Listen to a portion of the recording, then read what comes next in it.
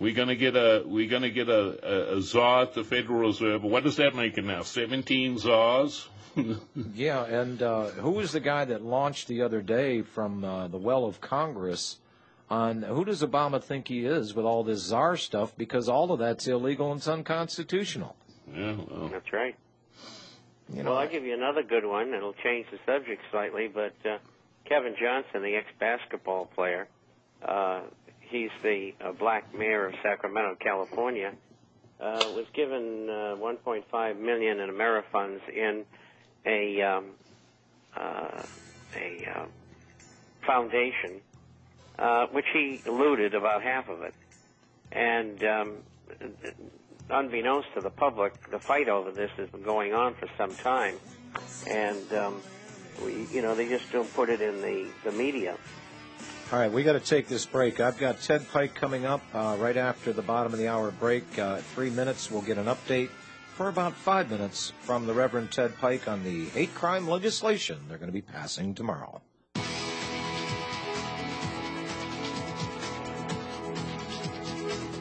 You're tuned in to the National Intel Report, the Real Talk Radio Show.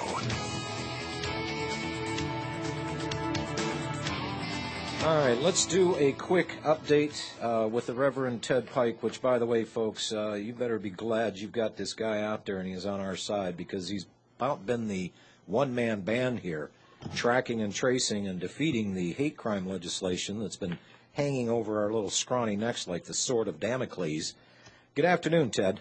Yes, thanks for having me on, John. Yes, sir. Yes, I sent out an emergency alert today.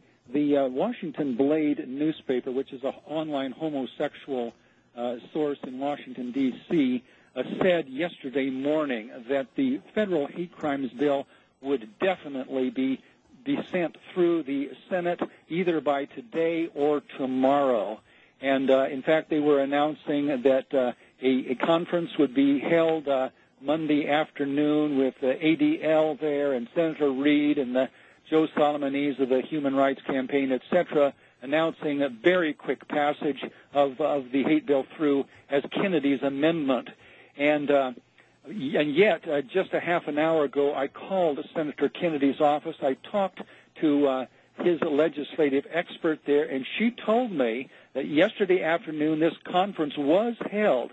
And although the Democrats had decided upon a host bill to put the hate bill amendment on, which was this tourism bill, nevertheless they changed their minds yesterday afternoon, and Senator Reid announced in this press conference that they are still looking for a really suitable host piece of legislation to put this on. So I'm having to rescind my emergency alert. At least I'm altering it and send out a modified version today saying that there will be no vote on the hate bill tomorrow in the Senate. But the fact of the matter is that the Democrats have thrown their hat in the ring here. They are very, very clear that they're going for the amendment route. I did talk to another staffer at Kennedy's office. He told me they're obviously very anxious to push the hate bill through by the amendment route just as soon as they can find a suitable bill. This tourism bill, you see, was just too far off from any kind of relevance to hate crimes. It was a bill to promote the tourist industry, and what the hate bill supporters want is some thin thread of relevance. They had that 2 years ago when they said that they were putting it on the arms bill because people in uniform are often the victims of bias-motivated crimes. So they established some kind of relevance there, but they're still working very hard, very intense. This is a time of total emergency alert when people need to get those calls going in. And, folks, go to www. And Ted, I'm going to tell you right up front, that could be a smokescreen. I know. They might already have that legislation picked, and they may vote on it. I mean, and this is even worse than a fast track, because at least on something that they fast track, they'll give the illusion that they'll have a little time for debate. People will get up and speak their little words. It's on record, and then they'll slam dunk it. But yeah. in this particular case, they could pass that legislation with that amendment, that rider on another bill that, of course, everybody's in favor of, and there we go. So it could literally happen like that. And well, actually, there's just one more point I should make. Senator Dick Durbin was on C-SPAN this morning, stating flat out this morning, after the conference yesterday, that they're planning on passing the hate bill as an amendment as soon as possible. He was grousing because of a rule that requires a 30-hour delay after the Senate votes to move forward consideration of an amendment, which would put it about tomorrow afternoon that they would be able to move it through. So here's a contradiction again. Dick Durbin saying that the Senate voted this morning to actively open up the Senate to this possibility within after 30 hours. And so you're right on there, John. We have to be very skeptical. The bottom line is people have got to call in. And, in fact, I would say people on the West Coast should definitely plan on getting up at 6 o'clock tomorrow morning so their calls are coming in by 9 a.m. when the Senate office is open, because those senators, most of them, just check in and then go to the floor of the Senate.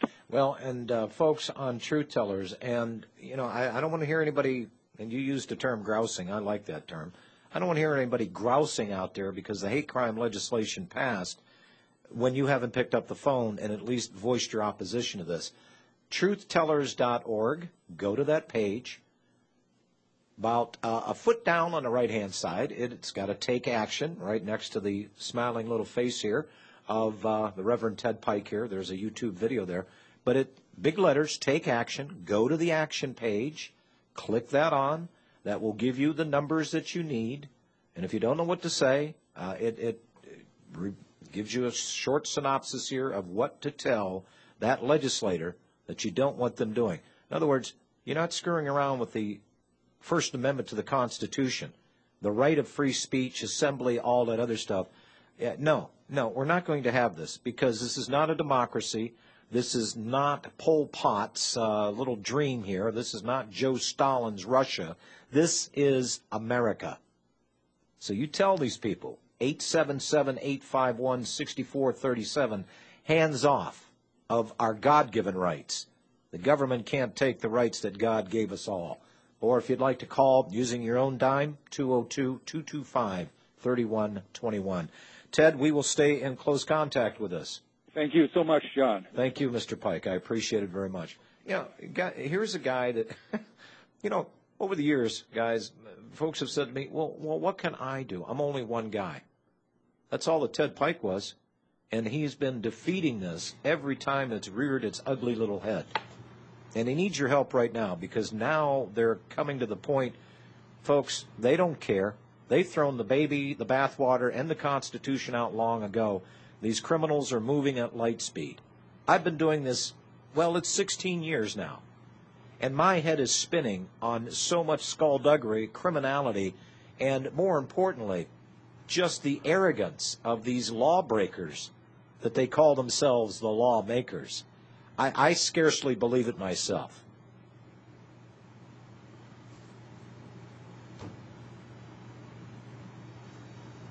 Wonder how long I could sit here without him saying anything.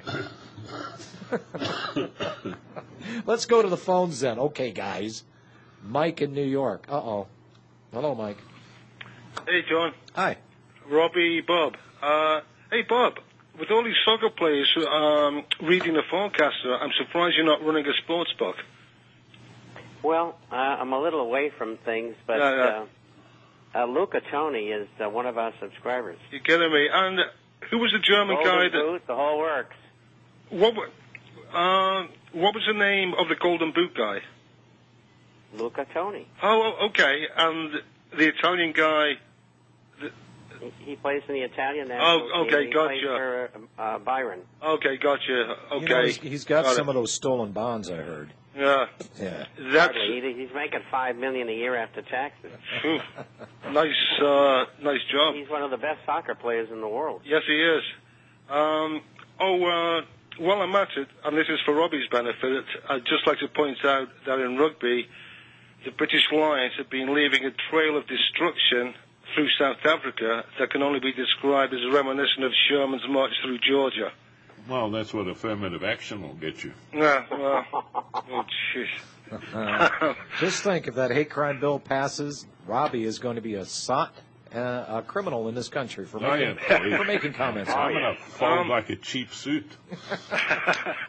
Bob, he may have to come and live with me.